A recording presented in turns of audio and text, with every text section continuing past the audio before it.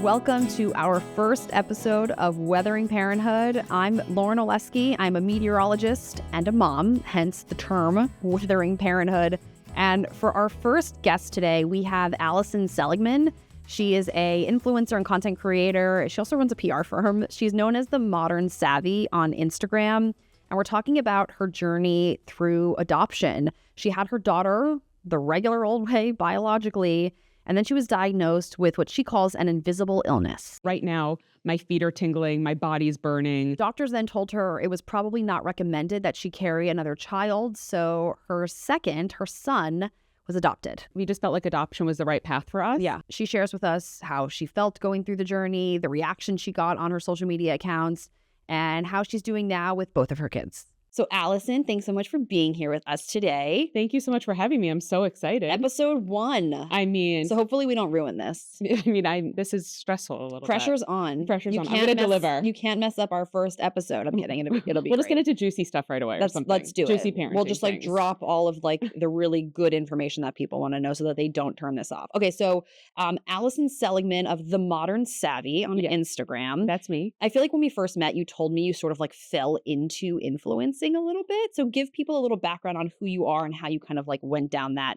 route of influencing and content creation. Absolutely. And I'll give you the shortest version Your ever. elevator pitch. But it's basically because it's been 15 years. I started a blog when blogs didn't exist. Mm-hmm. Also, don't check out my blog because I haven't updated in 4 years because getting divorced and co-parenting and COVID and all the things doesn't give you time to update a blog. Go right to Instagram. Go right to Instagram. Perfect. I'm there. I'm having fun on TikTok lately too.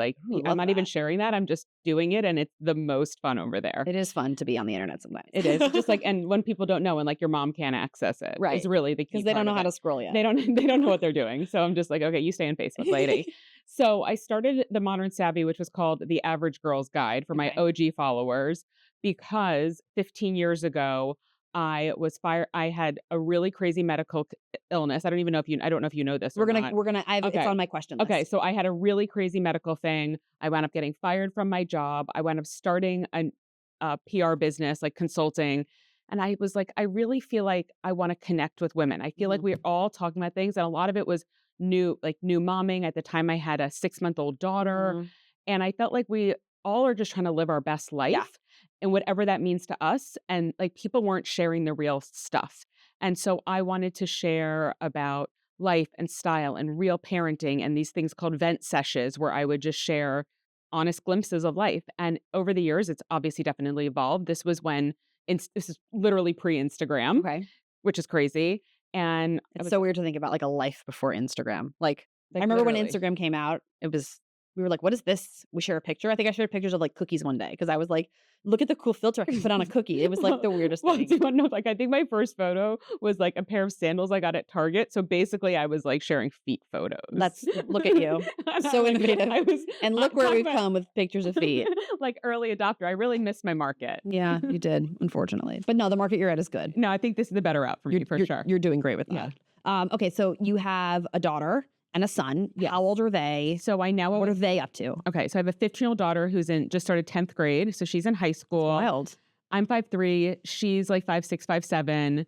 She's incredible and smart and funny. And I'm a little terrified of her, as you are, because anytime she texts me, it just says, by the way, once your kids are older and have a phone, it just says mom. And mom, you're do you want to have plans after school? Do you need me to get you something? Did you lose an arm? What happened? Did you lose an arm? Literally, mom is the scariest singular text I ever get. And I get it at least twice a day. And what is it? I'm hungry? Literally, can I get Dunkin' Donuts or Starbucks? I love that. I maybe need a feminine something. Okay. Literally I'm going to this person's house after school. Can you pick us up from this place? I need something now. Yeah. Everything is urgent. So it's mom, send, and then the question. And then she waits for me. Don't do that, guys. Just send it as one, hey, mom, comma. Yeah, no, they don't. One text bubble. That's all we need. For what it's worth, teenage moms unite because apparently this is a thing. Other moms are getting this mom text. I have a lot to learn. It's scary. So I have this 15-year-old daughter who, like I said, keeps me on my toes. And then I have an 11-year-old boy who just started middle school this past week. That's exciting. Exciting and crazy. And I'm so happy for him.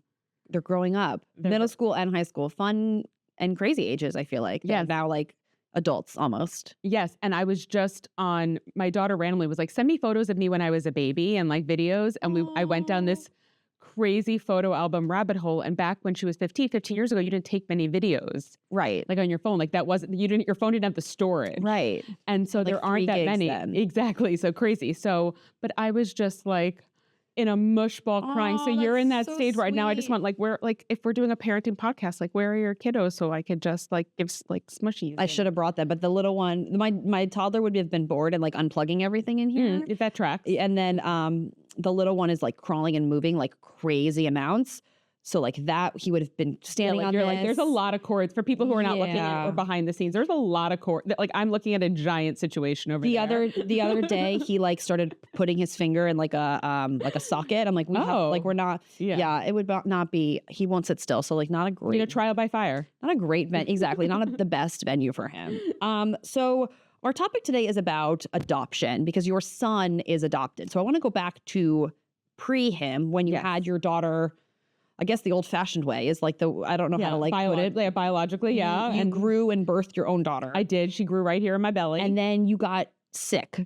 yes. Can you tell us a little bit about kind of like that journey and how old she was when that happened and everything? And I know you said it ended up kind of relating to you starting your blog. Yeah, all of it kind of came together, but my daughter was 4 months old. It was a couple of days before my 30th birthday. Started feeling like really weak and like it was crazy. And then within like 2 days, and actually I remember, interestingly enough, just to backtrack because this relates to the parenting part of it, is that I went to a doctor. They dismissed me. I was having burning down there. And they were like, you have a UTI. The next day, and by the way, I was so exhausted. I had gone back to work. My old boss only gave me either 6 or 7 weeks of maternity leave. And it's a small business and it was unpaid. And I went back and I was trying to nurse full time and I like was bringing the pump and I was exhausted. I remember being in meetings and it was like, the whole thing was like a disaster. I was drained all the time. My, her dad, my ex-husband was as helpful as he could be, but again, it's my boobs. Right. So like, that is what it is. Yeah. And I remember going to her 4-month appointment and I was talking to the doctor. I'm like, I just don't even know what to do. I didn't know what was about to happen the next day. He was like, give yourself a break. Yeah. If you feel like you want to nurse and you can nurse longer by giving her 1 bottle of formula every night so your husband can do that for you. Yeah. Do that. It's okay. And I'm a big believer, interestingly, of like everything you do is better than what you don't. So if you want to do 1 push-up instead of doing none, I love that. do 1 push-up. If you want to walk for 5 minutes instead of not at all, do that. Yeah. If you want to eat one better thing, like I'm Jewish. And so I was like, if you keep the Jewish Sabbath for one, I learned this from a rabbi literally 20 years ago or 25 years ago in college. He was like, everything you do is better. So if you do Shabbat dinner and then you go on about your night, that is better than saying, well, I can't keep all of the Sabbath, so I'm going to do none of it. Right. And it's the same with parenting. I feel like it's like an all or nothing and like there's guilt and comparison and all of those things. So anyway, I digress. I love that. But it's like, so he was like, so do what you can, remove the guilt. And so I was like, okay, that is what I'm going to do. I think that night we gave her a bottle. The next day was my 30th birthday. Okay. And that night, my skin started burning. I went to go use the bathroom. I went to the Kravis Center for a show and I couldn't urinate. The next day, I went to a client meeting because I'm a lunatic. Okay. And then I had been calling the doctor. I eventually went back to my OBGYN. He drained a liter of liquid from my bladder. Wow. Crazy. That's wild. Wild. I went up at the hospital that night. They put one of those catheter bags on my leg and were like, go to a urologist on Monday. By Monday, I was barely walking, like barely. Like I was holding the walls. I don't even know why we didn't go back to I think we were just like, that's what the doctor said. Yeah. Like, we'll go back. Right. It's fine. I went to a urologist who sent me to a neurologist who said, like, you need to get to the hospital right now. I'll meet you there. Do not go home. Okay. That must have been scary. It's scary. We have a 4-month-old at home that's helping us. I'm theoretically working. I took the day off. Yeah. I'm using air quotes here. Thinking like, oh, I'll be back to work in a couple of days. Like totally fine. Everything's good. And basically by the end of that Monday, I wasn't able to walk. When I went into the hospital, they handed me a pen to sign my name and the pen fell out of my hand. Like I couldn't write. So things that we're just sitting here and doing, like writing, walking, like basic peeing, things, you couldn't do it. like none of it. And I wound up in the hospital for a month and I had to relearn how to walk. I have a really rare condition that's literally 1 in a million. Okay. It's called transverse myelitis. And what happened is lesions formed all along my spinal cord. Okay. And basically impacted everything that it was connected to. Like your mobility. And my mobility, my bladder, gastro, like writing, like and everything. You didn't know down. You had this. No, and it's a thing that formed. Okay. So without getting into a whole bunch of things, it could come about in several ways. What our guess is that I had a what's it called? Like when you're giving birth and they give you an epidural. Yeah. And the epidural from the spine opened up my spinal cord. I wound up getting the flu vaccine within a not long period of time after. So I won't get into things, but they don't know if they were connected. Okay. That some kind of side effect from that. From sort of side effect. And so, so that's what happened. Doctors who have since looked at my spinal cord MRI from that time, look at me. I had a doctor, I had a concussion last year. I'm the clumsiest human ever. She's okay. And I'm okay.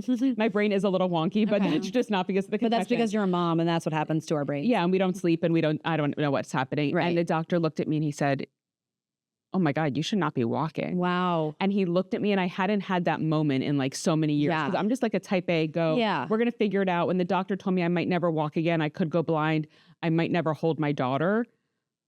Like I don't even know that I processed it. Right. It's like, this is going to happen. We're going to fix this. Right. And so anyway, that is what led me eventually to getting fired. Like I went back to work. It was a really bad environment.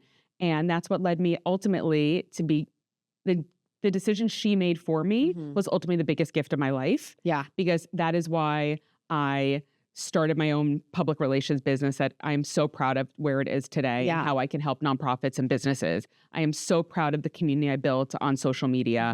I'm so proud of the women that I've connected. I now have a group of like 35 women in a private Instagram group, all who have transverse myelitis from around the world. That's so wonderful. Yeah, because I would start to talk to people and spend hours talking to them.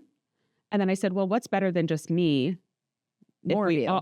Right. During COVID, we actually had like a Zoom meeting. That's so nice. And I'm sure you like sharing this on your platform. There were some women that were like, wait, I have that. Yeah. And they don't feel so alone maybe. And then this will lead into, they have something else and it's impacted them with like similar side effects. Okay. Or they just feel alone because I have what's now like, you look at me and I look healthy. Yeah. And so I have what's like an invisible illness. Right now, my feet are tingling, my body's burning. I have a medical device because otherwise if I didn't, I would like urinate on your chair. Okay. So I'd like we can get new chairs. If we need But that's why they're leather. So that's perfect. Exactly. You don't get just cloth. For that was, first guest here. I appreciate. Of course. You guys do it up. I love it. Thank you. So, but my son, if that didn't happen, like my son who we adopted, who we had the biggest blessing in life, getting to adopt, wouldn't be ours if it wasn't for all of the things that have happened. So I do feel like you don't have to see it in the moment because I'm like, sometimes when people are like, everything happens for a reason, I'm like, go F yourself. Yeah, I don't like when people always say that. Yeah, but I do believe it, but I have to get there. Like first you have to say like, this sucks. Yes. Like this is frustrating. This sucks. Let's take a moment, take a pause. Like sit in your feelings and allow the person that's like dealing with whatever they're dealing with to deal with it. Like I know like, here's an example. Like people will be like, how was your birth? Like, I'm still fresh out of that. Yeah. And I'm like, or how was your pregnancy? Blah, blah, blah, blah, blah. But it was worth it, right? Like you have your kids now. And I'm like, yes, but it was still terrible. And when I'm like throwing up in the middle of commercial breaks, it's miserable. Yeah. And like, let me sit into like the fact that I guess I technically had hyperemesis. I never like went to the doctor to like confirm. But if you're throwing up for 30 weeks, like that's oh my goodness, probably it, right? And as someone that's on camera all the time, that's probably is miserable. Yeah, it's so hard. But yes, like don't dismiss people's feelings just because they got like some cool, great thing at the end of their journey or whatever. Exactly. I hate people say that. I know. So I feel you on that. Yeah, I know exactly. So and like I'm a big feeling like you have I also talk a lot about mental health. My therapist. It's like you have to feel your feelings. Yes. And in order to be able to move forward. Otherwise, like if I didn't grieve the loss of my old body, I would never move forward. Right. And some days it really sucks, but generally speaking, I took the time then to feel those feelings. Yeah. And not think about it happening for a reason, which in hindsight, I feel like it did. However, I needed time. You needed a minute. Yeah. So basically, I went through all of that. I started my blog. I wound up starting my PR business. It was growing, and we looked into whether it be safe for me to carry another child or not. And I theoretically can carry. So that's like not an issue. Right. It's like whether if I did and the way that your body, so it's like my condition is very similar to MS, Okay. which sometimes presents after people's pregnancy or gets Yes. exacerbated. Right. So it often gets misdiagnosed as MS actually, just for context to your people listening and for you. But so the doctor's like, you can get pregnant, but I just really wouldn't recommend it. Like, this would not be the best course for you. You could become permanently paralyzed. Did that scare you? It did. And then also part of me was like, well, I mean, can you do something? Like, I want to. Right. Like you want another child. I want another child. And, it felt really frustrating that it was like my fault. Right. Even though I did nothing It's not your fault. It's not my fault. Right. I couldn't control it. Right. And so that was something I had to you had to sit in your feelings. I had to sit in my feelings and work through. Yeah. And welcome back to Weathering Parenthood. We are joined by Alyson Seligman of the Modern Savvy. I really like I just like to say that. Thank you. It sounds took me a so long time to get there. So fancy and cool. You know what I mean? It's like a mix of both. Yeah. Okay. So you got diagnosed with. You are modern and savvy as well. Thank you very much. I'm also very tired. So you got diagnosed with, I'll let you say the term. Transverse myelitis. And the doctor says, okay, maybe you shouldn't have another baby at this point. Yes. What were you feeling when he said that to you? And then what were the next steps that you and your husband at the time started doing to kind of discuss okay, but we want another kid. What do we do? For sure. We felt like we wanted another child to complete our family for sure. And I still said to the doctor, I mean, so it's not recommended, but should I not? Right. And it was definitely a difficult journey because I carried a child. I actually, unlike what you've shared, I know that you had a lot of throwing up going on. Yeah, it was so fun. Yeah, that sounds incredible. Yeah. 30 weeks. 30 weeks of throwing up. Yeah. While being on camera. Yeah, it's really, really great. Really great. So the most lucky, never had any of that. That's I great. maybe had a little moment in my car where I was like, right. And that was it. Good for you. And so I had the best pregnancy. Right. I worked until 9 months before. Good for you. I mean, it's not 9 months before. I worked until basically 9 months, basically the day before. Okay. Because I was like, I only have 6 weeks of unpaid leave. Right. I'm going to wait. I loved, like nothing else, just putting my hands on top of my belly. So great. And eating food like this. Yeah, you use your belly as a bowl. Yeah, it's like a whole show. Right. There were some advantages to get rid of that. Right. There were some advantages, I will say, but also throwing up for 30 weeks is really. I know. It's not my vibe, No for one you, wants to do no, that. but for me, I loved it. Yeah, And that's so great. I think I was I almost wish I had this horrible pregnancy where I didn't want to experience that again. Right.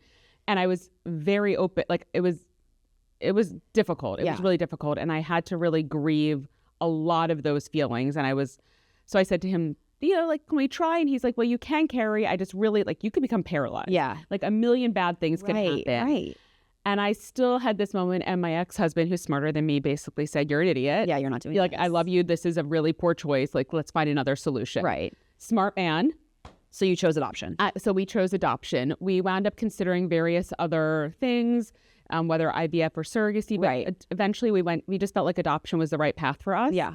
And it's crazy because I fast forward and it's been the biggest gift and blessing to complete our family and to be able to experience motherhood in both ways. Yeah. But you're not sharing this online. No. Right. So You while kept this this is to all yourself. happening, we're telling no one. Right. However, eventually I did share, I wrote a blog post once called Stop Asking Questions because, and I'm sure you can relate, once you get engaged, people are like, when are you getting married? Yeah. When you get married, when are you having your first child? When you have your first child, you think it would stop, but it doesn't. No. When are you having your second? And people even it can keep going. I have a dozen children. I get, are you going to have a third? Or the question I get asked now is, when is the next time that my baby's 10 months, when is the next time it's going back to the doctor? And I don't know. And I don't know why that's the question that everybody asks me. Yeah, that's it's such an odd, I'm I don't know, he's fine. I think they just want to see how much he weighs because he's a big, giant baby. Oh, so he's a little cute. chunker? He's got big, chunky, fat legs. So after this, you're going to let me see photos. Oh, yeah, we're going to scroll through pictures. But I think maybe that's why. But I'm why do you, I don't know. I don't even know. I don't know when I go back to the doctor either. Why are you... No. I don't know. And I only think about doing those things for myself at 11 o'clock when no doctor's offices are open. But that's motherhood for you. But yeah, everybody asks questions all the time. So yeah, I'm sure that was when you have, and then what was your response to them? And so oftentimes I'd play it off and I'm like, oh, we're working on it or we'll see or whatever. And then I remember I actually once had he was a client / not friend, but this acquaintance. And he had 4 children and he would ask me all the time. Yeah. And I eventually got to the place where I said, I actually physically can't have children, but it's a deeply emotional thing, but thank you for asking. And what was his response? And he was like, ugh. Yeah. And I'm hopeful he's never asked that question to another woman again. Hopefully people like understand, like, you don't know someone's situation. No. Like it's hard. And sometimes people just don't want more children. Like either don't want any children. Right. That's not their life plan. And that's amazing and great. Like everyone, if you don't feel like you want to do the parenting thing, like I think that we grew up at like we're our parents' generation. Everyone, it was like you get married, you have babies. Yes. That is just what it is. And I think that life is different now. Yeah. I love that people who don't want babies shouldn't have babies. Right. You know, if you don't want one, like it's okay. And also there's a million babies who need families. Right. So there's a lot of ways a family can be made that doesn't have to involve pregnancy. And this is the way your family was made. So how did you guys get in touch with the birth mother of your son? Yeah. So we wound up deciding to go a private adoption route because there's a lot of different ways you want to go. We were really hoping for like to have a newborn and to like be part of that experience. A lot of the public routes, it typically would be more of a foster care adoption or older children, things like that. So we decided to go this route. We matched with someone and then somehow, and very long story short, we wound up connecting to another person who had a birth mother in Orlando. Okay. And so I think starting at 10 weeks or so, we went down this process with her. You wind up, in Florida, you pay for and I don't know how other states work, but you wind up paying like medical bills, a lot of like daily expenses, all sorts of things. And right after Mother's Day that year, I came home actually from a conference and my ex-husband said to me, he's like, I need to talk to you. And I saw his face and I just immediately knew. And he's like, she changed her mind. That's so hard. It's so hard. It was 3 weeks before the due date. Oh my gosh. We had waited. And the night before, we hadn't said a word to our daughter who was 3 years old at the time. And I remember we actually said to her, so what if we what if we had another baby? Like what, like which of these, like we asked her, like which comforters do you like? Right. And she picked one. And then the next day we found this happened. And it's interesting. She never asked about it again. Okay. And that's like so unlike her. Yeah. Like 3-year-olds are curious. 3-year-olds are curious. Yes. And like 15-year-old her is like, it's like still the same. She's still like that mentality. Like she just will like not let it go. But anyway, it was devastating. But at the same time, it's one of those things where if something changed for that birth mother, like I want that for her. Right. I want her, like if someone came back into her life or money came into her world or whatever it was that she was able to do it. And she was able to care for that baby. It's such mixed emotions. Yeah. Like adoption sort of feels like a transaction. And yet at the same time, it's like this deeply personal bond between two women. And you can feel like sad for you and happy for her at the same time. Yeah, like holding those two emotions. Right. Absolutely. We can hold space for the lyrics to Defying Gravity, and also you've seen that thing. Okay. I mean, great. Just making sure. What do you think I'm listening to when I'm running? Just making sure. I'm either running to like really crass rap or like show tunes.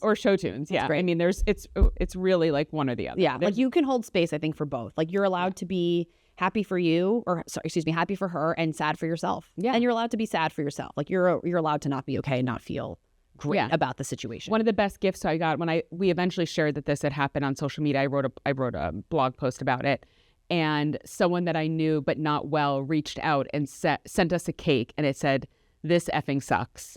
That's great. And it was the best gift I've ever received in my entire life.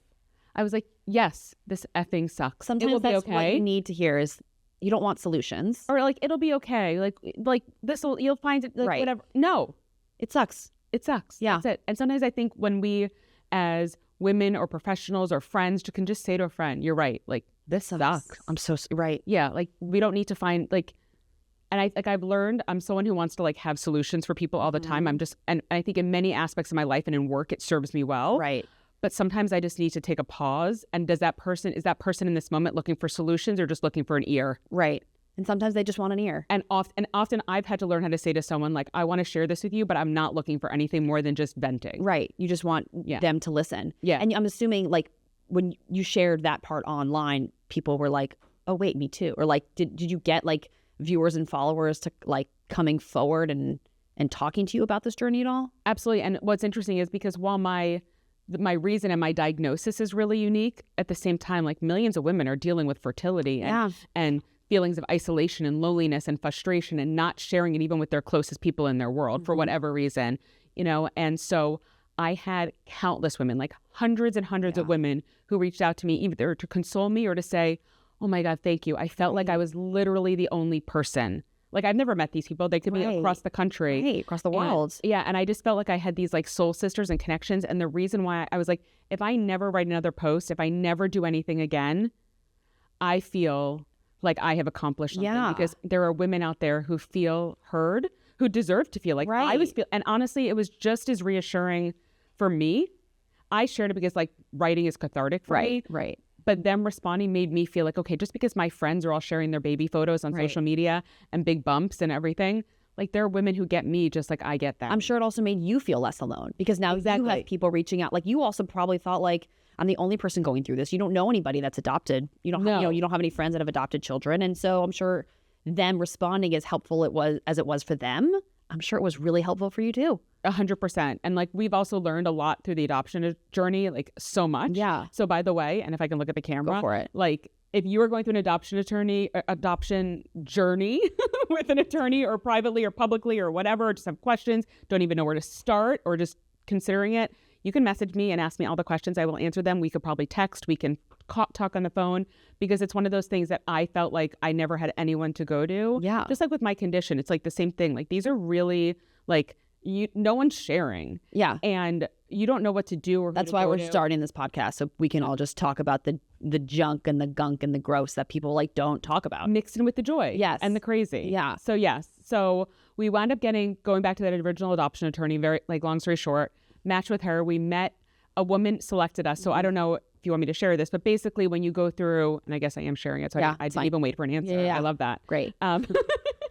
So you put together a book about your family and like photos and descriptions. So when an adoption attorney meets with a potential birth mother, they give them like but like only 4 or 5 because if you give like 20, then it's so it's like sorority recruitment. You have to like narrow it. You have to match each other. Our birth mother was open to the idea of like having other children in the home. Some are not. You know, everyone has different wants and needs. And so we matched with this birth mother. We wound up like meeting her at a Cracker Barrel in Fort Pierce, and we're Gators, so go Gators. And I was hoping to give a shout out during this. Yeah. You know, I say that once a day to people. So I got airtime, so I got to take it. So we wound up meeting, and she gave us a Gators pacifier. That's really sweet. It was amazing, and we wound up like from 10 weeks on or so going through this process with her, and it was amazing and challenging. Like there's a baby that you can't I'm not in charge of like, I don't know what she's eating. Right. I don't know if she's taking medicine. I hope that like there's no drugs being used. Right. I hope that she's living in a good place. Like we're giving money toward all these things, but you just hope all of this. Right. And yes, is honest. It's honest. And that's what our adoption attorney is for. Like someone who is on it and monitoring that birth mother. And it was like a very stressful 30 weeks or so. And then your son was born. And our son was born. And she gives him to you? Like, how does that, like, do you go up there? Does she come down here? Like, how does that work? I don't know anybody that's adopted. Maybe I do. And now someone's probably like, you know me. And like, yeah. So I'm trying to, like, but I don't have like I'm getting into my cross-legged position so we can get, this is much more me. I work like I'm like 8 years old. So she had a scheduled C-section. Okay.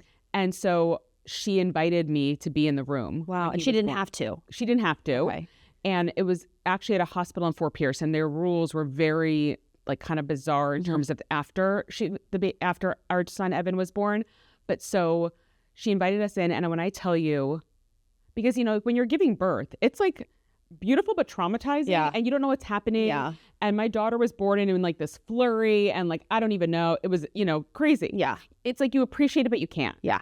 And happens fast. It's so fast, and all of a sudden there's a baby here, but like there's screaming and there's blood and like Yeah. Well, this watching, and I have a photo of it. Like I literally had my camera. Wow.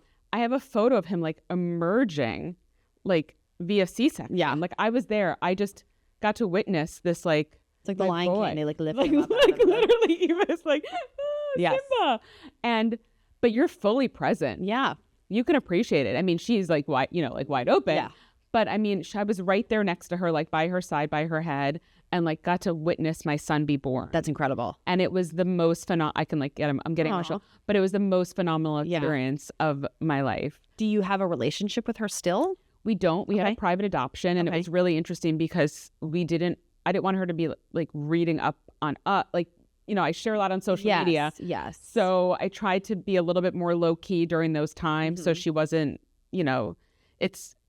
we decided to do more of a private adoption. I'm very open to the idea of our son, connecting with her when she's older. I think that there's a lot that I can get into. Yeah.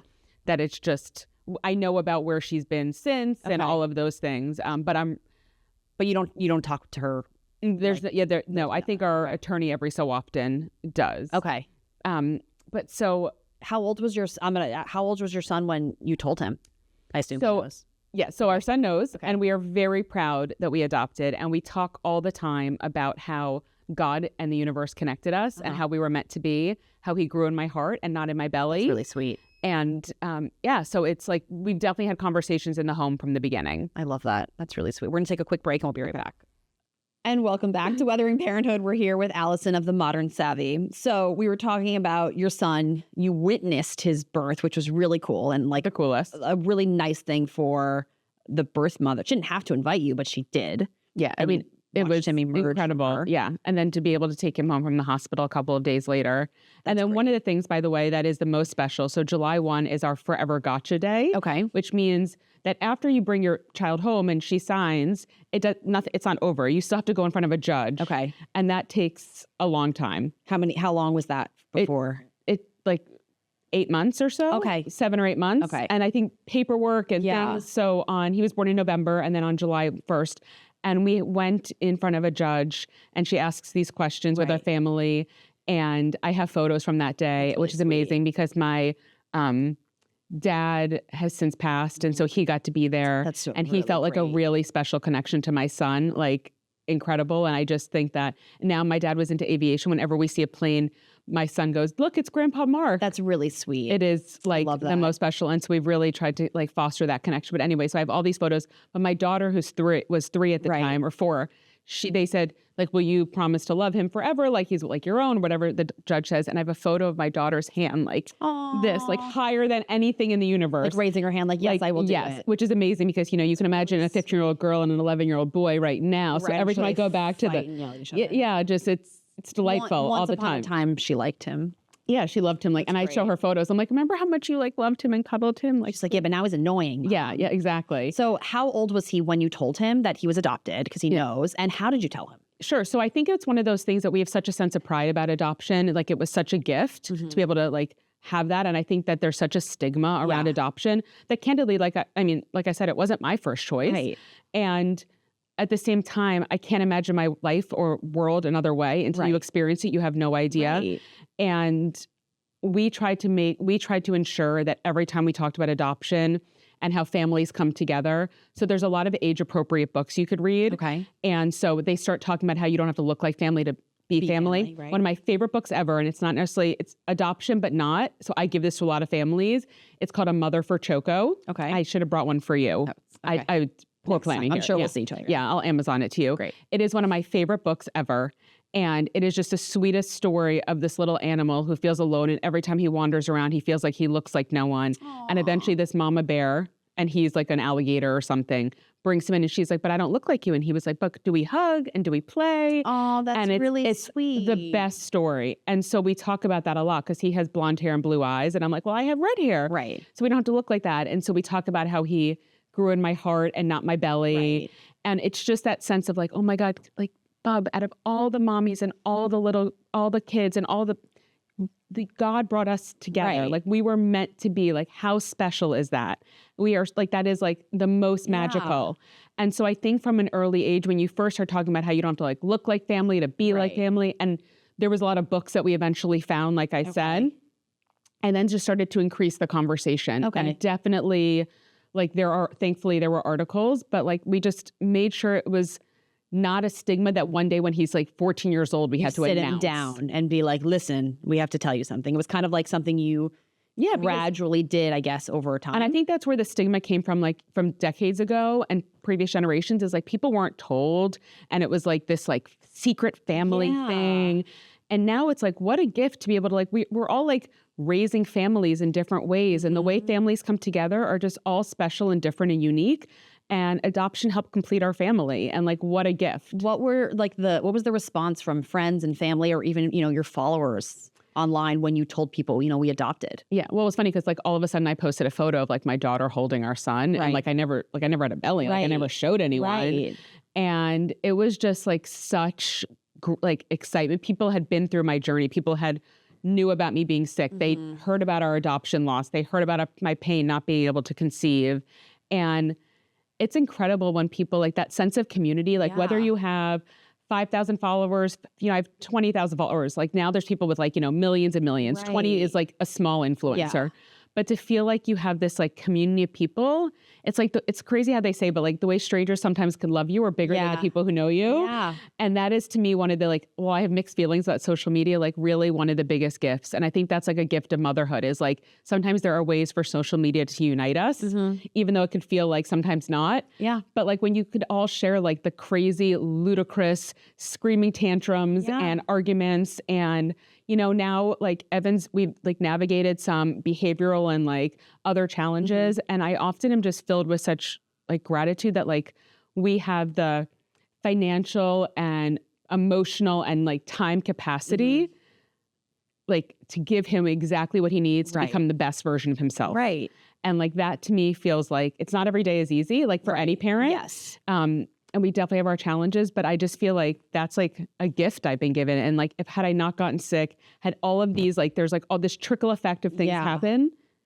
Then you wouldn't be here where you are today. Yeah. Like I wouldn't have been snuggling that little boy last night. Yeah. I don't really like, I don't know. I'm going to end up having 1,000 more questions for you. I feel like once we go off this, cause I don't know really, I don't have experience like with a close friend or anyone like going through adoption. I have a few friends that have gone through IVF or IUI or, that route, but this is, I find to be very interesting. Now, if there's going to be people listening that maybe are like considering this or like aren't sure if it's the right route for them, or maybe they're on the other side and maybe they're the mom and they're like lost and they're not sure, like what would you say to, to someone who connects with you about, oh my God, I'm considering adoption because I can't, carry my own child either? I think that it is so much more of a beautiful first choice, or maybe not first choice, but like beautiful alternative option to perhaps what you thought when you were 20 years old. Right. When you thought how your family was going to come together.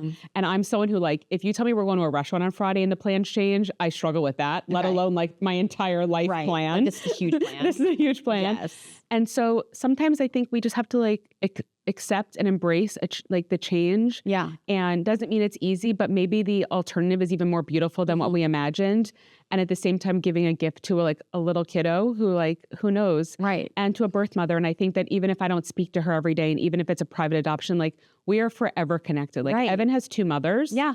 And 100%. And I feel really grateful that she was strong enough, because like I can't imagine what she had to go through to do that. And like I hold such space for any woman who considers going the adoption route, because like the strength that you need to be able to grow a human knowing that it's not meant for you is like honestly like I can't imagine, that's a lot. Yeah. And so I'm forever grateful for her, and I think she's a phenomenal woman because of that. That's amazing. Yeah. And if there are women that are going through this, like, don't be afraid, I guess. Like, I know you guys kept it private, but, if they feel the need to talk to their friends and family about it, they shouldn't feel shame in doing so. Yeah. And we talked to our friends and family, which is something that we didn't want to share like with like mass people, but we did keep it like, I wasn't even sharing on my private like Facebook page. Okay. Like I wanted, and I think what's interesting is we bought nothing for his space. Okay. And really what I think parents get so fixated on all these like gadgets that you need for parenthood, right? Kids need diapers and a place to sleep. Thank you. And I mean, I'll give them pajamas. And sure. Okay, right? But like the hospital will also give you those like weird little white shirts. Yeah. So technically you literally only need diapers and a place for them to sleep. And so like we literally waited until he came home. Before you got anything. Before we got anything. And you know what? He had enough and it was fine. He had enough, and some friends donated some things. We wound up buying a crib, we wound up buying things after the fact, and his room was beautiful. And it worked out fine. And he has not had trauma about that since. That's great. I love that. He didn't have a dresser and he survived. Yes. He's living his life. Yeah. So one of the things I like to end with is called The Sun and the Storm. So it's like a rose and a thorn. I learned it in like a Mommy and Me class. I love it. Yes. Weathering Parenthood. I'm a meteorologist. We're gonna make it weather themed. So I'm here for your it. sun is like your sunshine of the week. What positive, amazing thing happened, and then your storm was like your rough patch of motherhood this week. So I'll go first so that your brain can like start thinking about something. Okay. And I'm gonna say that my sunshine of the week, maybe it's like, it's kind of related to the same thing. I have a 10-month-old who recently he has like started to finally like kind of sleep through the night. We're too lazy to sleep train. If you sleep train your kids, great. If you don't, great. We don't, because like I come to work in the middle of the night. Like my husband's not gonna do that. He's like, I'm gonna sleep. Yeah. So if he wakes up once, whatever, we give him a bottle, he goes back to sleep. He finally started to like Figure it have out for himself. full stretches, and I slept this weekend from 9:30 until 6 a.m. It was Magical. life changing. Yeah. Wow. And then I'm going to say, so that was great. And then I'd say the storminess, it's taking the same baby like an hour to go to bed. Oh. So like my husband will give him a bottle. I'm pumping at work. He gives him a bottle. And then he's like, no, but I want mom now. And like that wasn't happening. And now it's happening again. And like, I love his little snuggles, but also I'm really tired. So like, You're if you like, could just, oh my God. if you could go to sleep the first time I put you in the crib, that would be great. Yes. So those are that's my son. He's sleeping through the night, but it's taking him too long to actually get to sleep. Yeah, no, you're like, you get it. Yeah. Let's go. I mean, I give my son a melatonin every night. Good so, for you know, when you're at that stage, you know. You got to do what you got to do. Right. Yeah. So I would say my sunshine is that my boy started middle school and we're at a private school this year. He had been in public school and I had feelings all last year, stressed, not feeling like the public school was the right fit for him, but not finding a private school that felt like it would be him. Okay. We found this school. He started last Wednesday. We had him visited. He liked it. He came home and it was like the best day of his life. Wonderful. And it felt like all the stress of the last year and all the like researching and talking to other moms and doing all the stuff and the glow in his eyes was like, it was worth it. Yes. Like It like finally panned out. Yeah. I mean, but every single day he's like, this is where I'm going to be through high school. It's really, really And oh my God, mommy, the fish is named guacamole. Can you believe that? I love that. I mean, I love guacamole. That's like, great. I mean, Same. every day. Same. And, you know, and it's a Tuesday today? It's Monday. Oh, it's only Monday. I was going to say it's Taco Tuesday. It's Tomorrow. not. Okay. One more day. Every day is Taco Tuesday in my world. Okay. So, and then I would say my storm, conversely, is that our new nanny, we had a nanny for 3 years. She moved. We miss her desperately. Our new nanny, second week, had the stomach flu and was out all week. Oh no. So I had to like rearrange and cancel every single like work thing, picking up, which I love picking him up. But like, then I'm like, you know, like I'm the Uber, I'm this, I'm like that. And it was like, and I hadn't, like if I knew it was a vacation. Yeah. So anyway, so that was a lot. And like, you know, you're just dealing with a lot of things on the first week of school and managing when there's no school is very, very tough. And then, so it was like, even when they're in school, it's still somehow very hard. And I was like, I'm dropping them off, but then I'm trying to like work in between this like very tiny break and clients are emailing and texting. And we somehow always figure it out. Though. But yet it's here Monday. I've survived. I got all the work done. People are happy with me apparently. And you're sitting in this chair. And I'm sitting in this chair and with you. It's dry and and it's sunshine. It's great. It is sunshine outside. It's actually, can you tell us all when like the humidity's going away so my hair can look good again? October is usually when we get our first cold front in Florida. We're in Florida for anyone watching not in Florida. So we still have a few more months. But I'm sorry. Eventually Florida will answer and listen to the whole time of year thing. But there is pumpkin spice now, I think, in places. So we're getting there. Alyson, thank you so much for being here with us today. This was wonderful. This is amazing. We're going to put all your information in the show notes at the bottom. If anybody wants to connect with her, DM you. Yes, we'll find put your my DMs. Email in there if you want and message you if anyone has adoption questions or if they're struggling with an illness, having issues, you know, with pregnancy and things like that. You can reach out to her. So again, thanks for being here and we'll see you guys next time.